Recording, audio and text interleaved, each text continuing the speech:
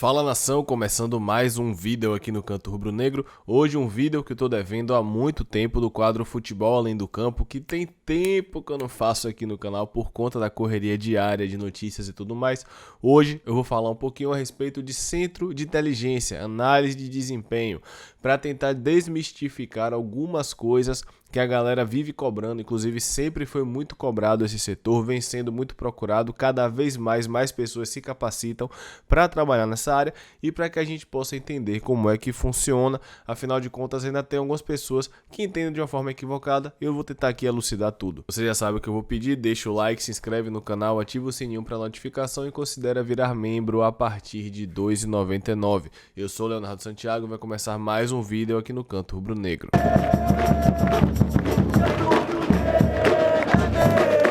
Bom, vamos lá. O centro de inteligência pode ser utilizado de inúmeras formas. Pode ser utilizado para análise de mercado, pode ser utilizado com vários softwares com relação a scout. Também é utilizado no dia a dia com os atletas e também é utilizado com a comissão técnica e com todo o departamento de futebol para as mais diversas funções. Mas quais são essas funções? É importante que a gente entenda já no começo do vídeo que o centro de inteligência é uma ferramenta, não tem poder executivo. Esse é o principal ponto do vídeo.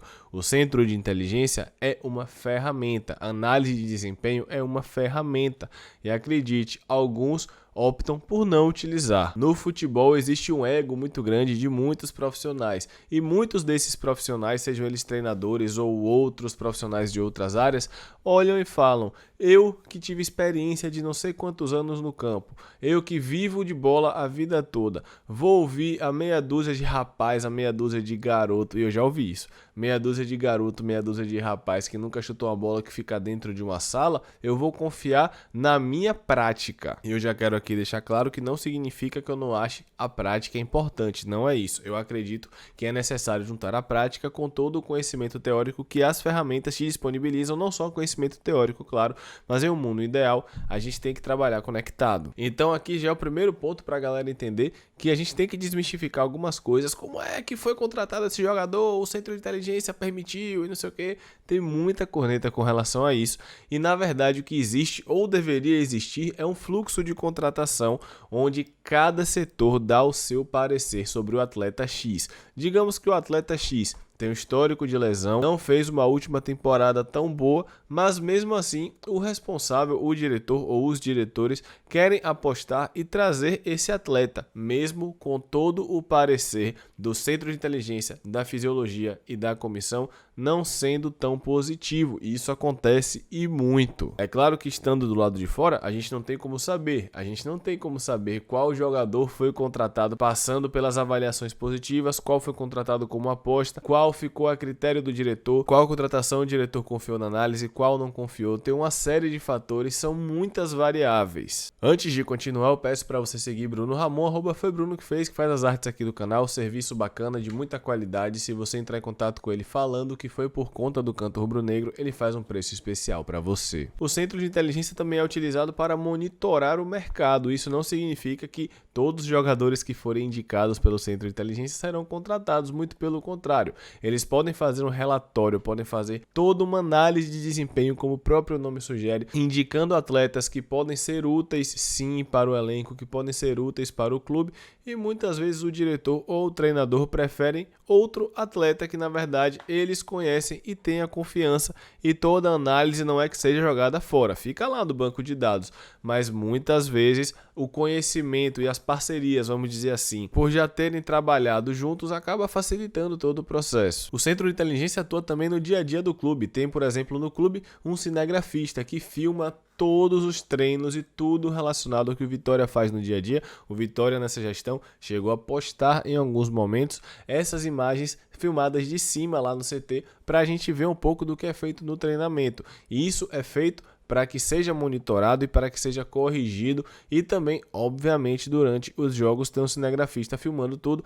As imagens da TV Vitória que a gente vê no YouTube, inclusive muitas vezes filmado de cima, é a imagem da câmera do centro de inteligência. Inclusive, é comum a participação de algum membro do centro de inteligência no vestiário no intervalo dos jogos, por exemplo. É muito comum para que tente ser ajustado alguns pontos, inclusive fazendo análise dos adversários também. Análise de adversários, inclusive, que é mais uma coisa que o centro de inteligência faz. Inclusive, isso fica muito claro para a gente agora nas coletivas de Wagner Lopes. Ele sempre demonstra muito conhecimento com relação aos adversários, inclusive fala do sistema dos adversários, como eles jogam, e vocês podem ter certeza que é um trabalho integrado. O principal ponto aqui, eu vou repetir isso, é entender que o centro de inteligência é uma ferramenta. Muitas vezes, um diretor pede para que o centro de inteligência faça um relatório a respeito do atleta X. O centro de inteligência não indica a contratação, porém o atleta é contratado da mesma forma. Ou o contrário, faz parte, não é preto no branco. Como eu falei, quando a gente está de fora, a gente sempre questiona algumas coisas como se fosse preto no branco, e lá dentro não é bem assim que funciona. Um exemplo que eu posso citar aqui porque é público é o exemplo de Paulo Carneiro com Evandro. Ele falou publicamente que queria recuperar Evandro sim, porque Evandro jogou com ele. E aí, meu amigo, nesse tipo de situação, eu não quero falar só de Paulo Carneiro porque isso é comum com qualquer dirigente. Nesse tipo de situação, não vai ter relatório de comissão técnica, não vai ter relatório de centro de inteligência, não vai ter relatório nenhum. O diretor já trabalhou com o cara, confia que vai conseguir recuperar, infelizmente não recuperou, a gente sabe disso muito bem, mas acabou trazendo do mesmo jeito, independente do fluxo, independente dos relatórios. E acreditem, os softwares de análise tem tudo o que vocês imaginarem. Tem muitos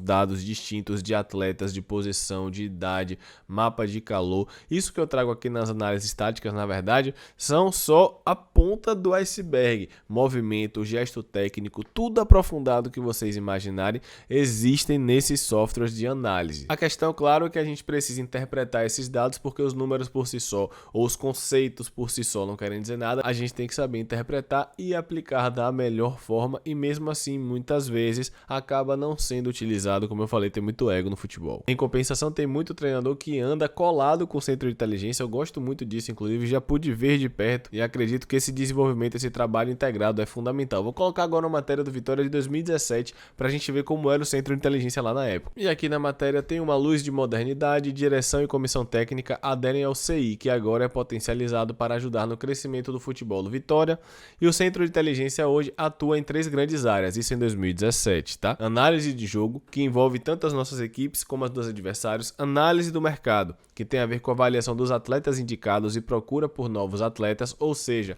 eles tanto podem sugerir atletas novos, como eles analisam atletas que foram indicados por A, ou B ou C, e o acompanhamento das categorias de base. Nessa época, em 2017, hoje em dia, claro, tem muito mais coisa.